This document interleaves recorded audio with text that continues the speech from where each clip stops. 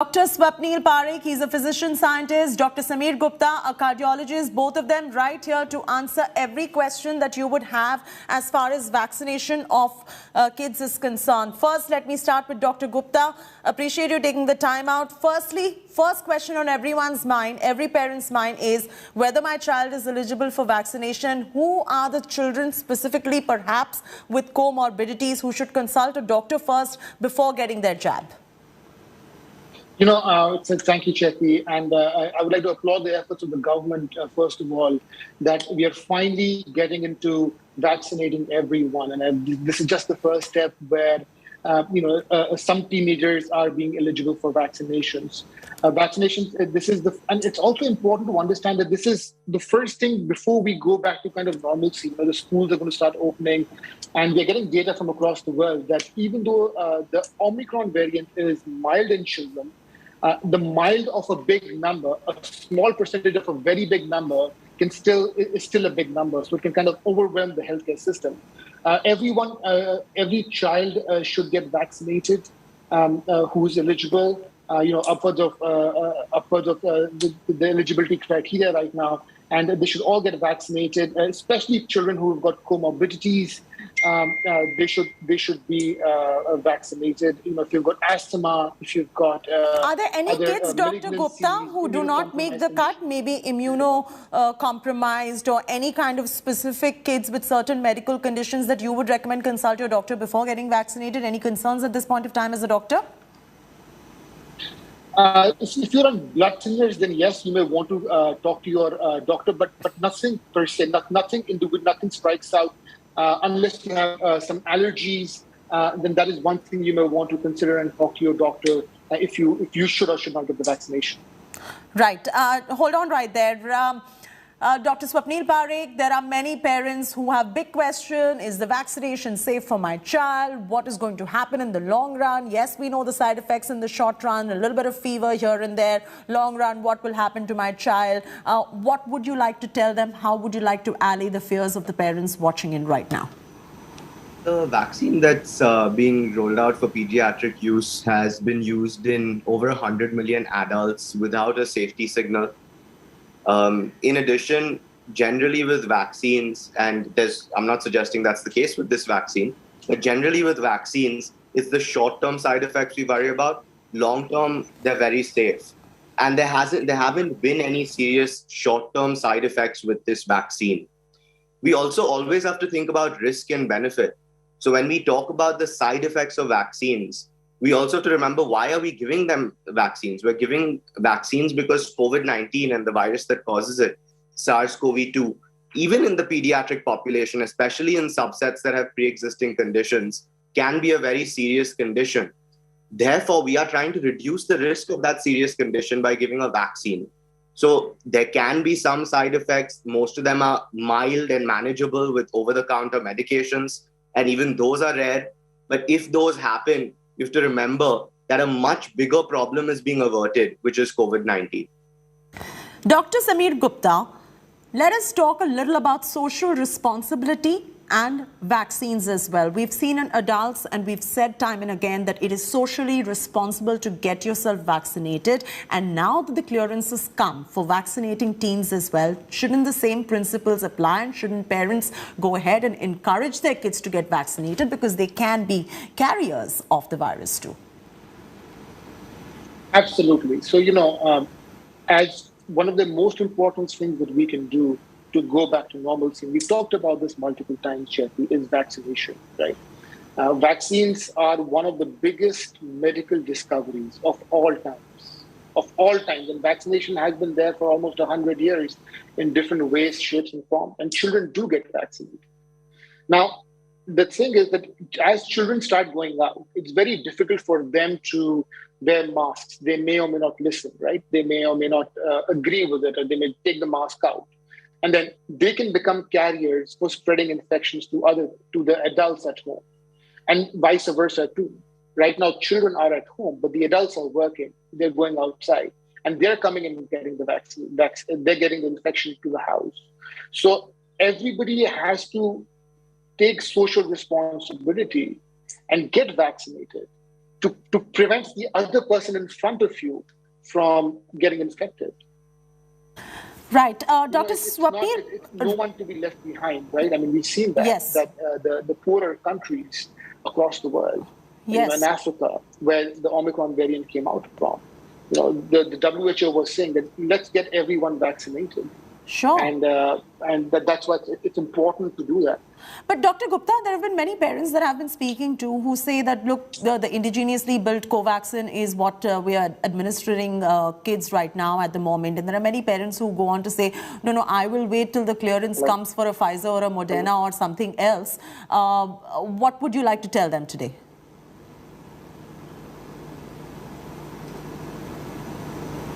Let's re-establish that connection to Dr. Gupta. I'm taking the same question to Dr. Swapneil Parikh as well. Swapneil, how would you like to tell the parents who are a little hesitant when it comes to, one, vaccinating their children, B, vaccinating their children with Covaxin and are waiting for some miraculous other vaccines to come into India? So those vaccines that you're waiting for, they're unlikely to come to India in any timeline that is likely to be acceptable. So there's no situation in which they're going to be available in time for the Omicron wave. So it makes sense to take the vaccine that's available right now. I always think about it as take an extra vaccine later if you want, rather than taking one less now. All the vaccines that most children in India have taken, to date, have been indigenous vaccines. They're vaccines manufactured in India. I understand the hesitancy. Perhaps there could have been a lot that was done better. Larger pediatric trials could have been conducted. They could have been done more transparently.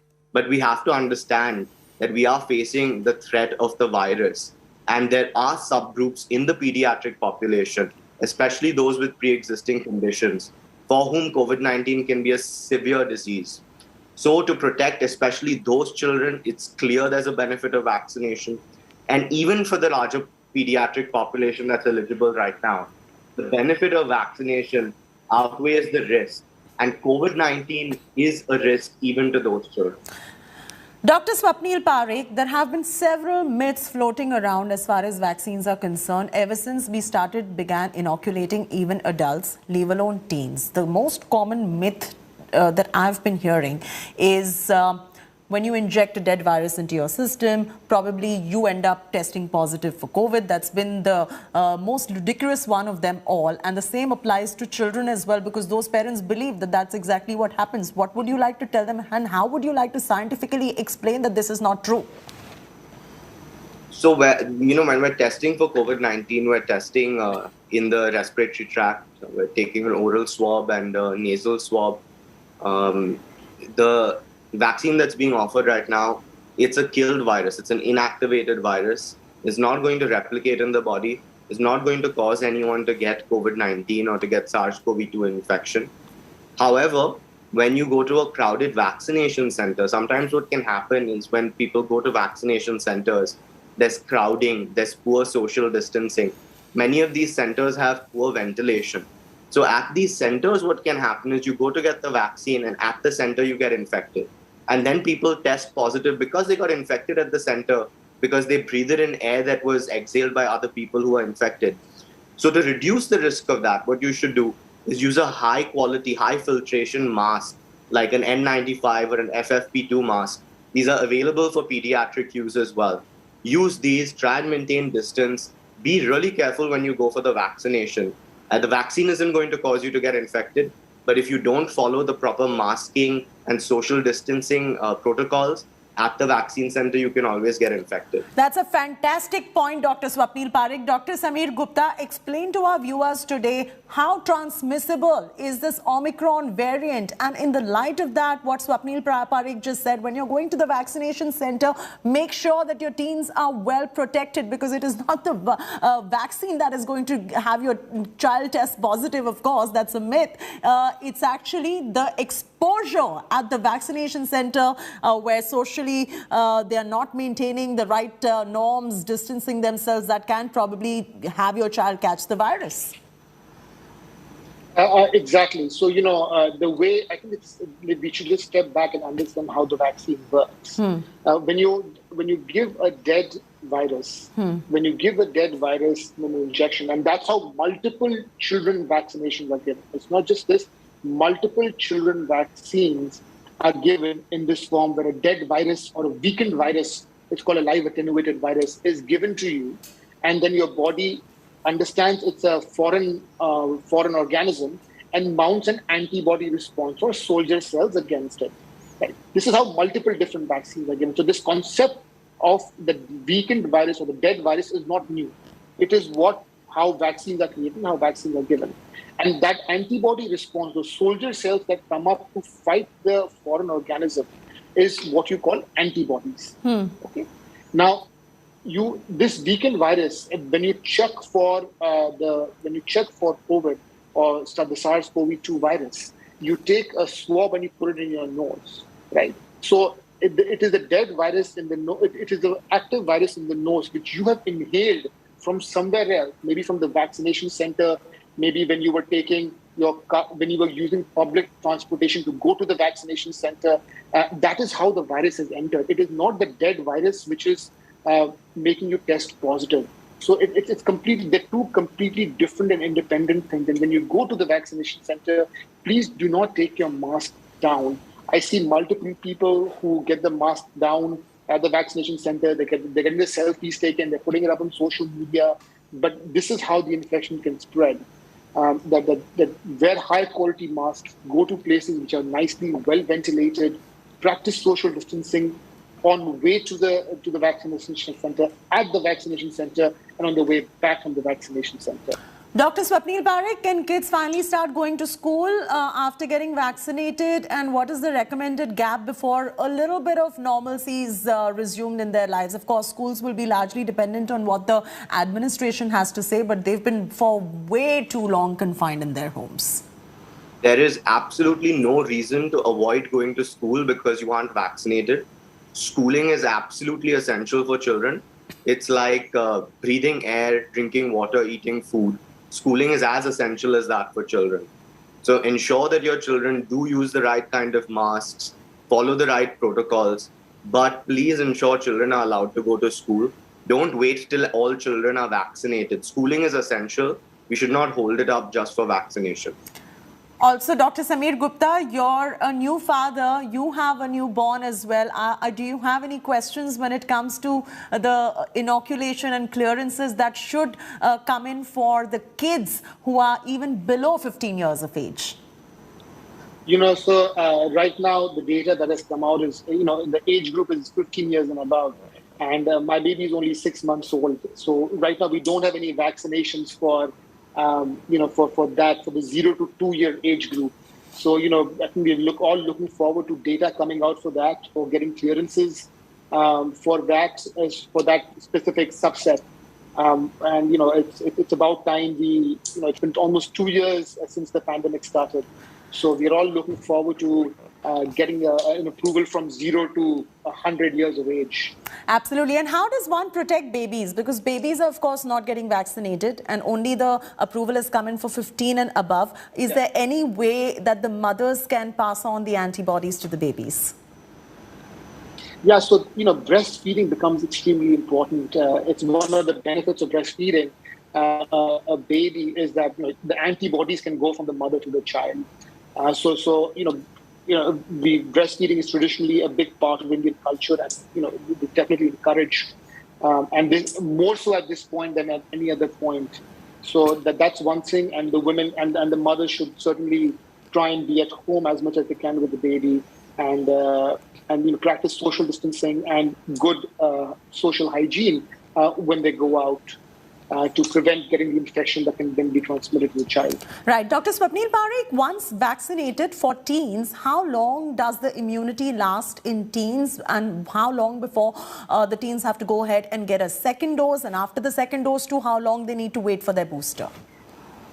So right now, durability, so this is a 2-dose regimen even in children right now, spaced at 4 weeks. So the primary series consists of 2 doses for Covaxin. Right now, we don't have much data on the durability of Covaxin.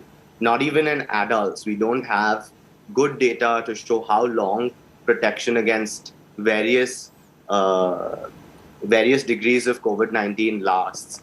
We have very little data in the pediatric population. However, what we do know based on other vaccines and other diseases, having some amount of immunity is going to produce a memory response either from past infection or from the primary series. And that may, for a very long time, reduce the risk of severe disease somewhat.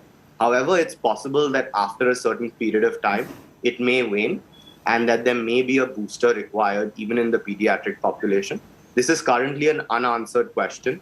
And in the weeks and months and years to come, we'll be able to provide definitive answers to this. You know, that also begs a very big question, Dr. Gupta, that many parents I've been speaking to have been of the opinion that we do not know whether Covaxin ends up working on the Omicron variant or not. And there are several more mutations also within Corona. You hear about these mutations every day. But would you like to tell the viewers today and the parents today that Delta itself is not over and some level of protection is better than no protection at all as far as their teens are concerned?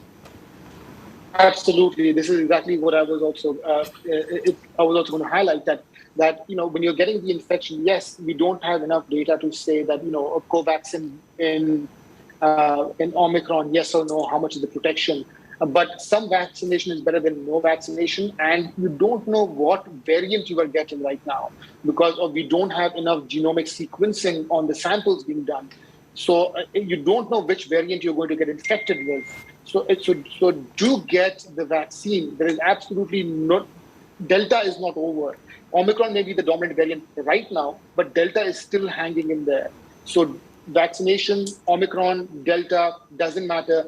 Do get vaccinated. And when we try and extrapolate data of vaccinations, whether it's the Pfizer vaccine, the AstraZeneca vaccine, there is protection against the Omicron variant also. There is definite protection against the Omicron variant also. So yes, there is going to be some protection with the Omicron variant. There is definitely going to be a lot of protection against the Delta variant and the Alpha variant and the Beta variant and the other variants. Sure. And before we wind up, Swapneil, Parikh, one last word from you. Your words of encouragement for all the teens out there who are making a beeline to get themselves vaccinated, and the parents as well. Some words of inspiration, encouragement to help them go ahead, get their jab for the ones who are also a little hesitant. For teens who are getting vaccinated right now, vaccination is nothing new to you. You'll have had so many vaccines to build up immunity, to protect you against infectious diseases.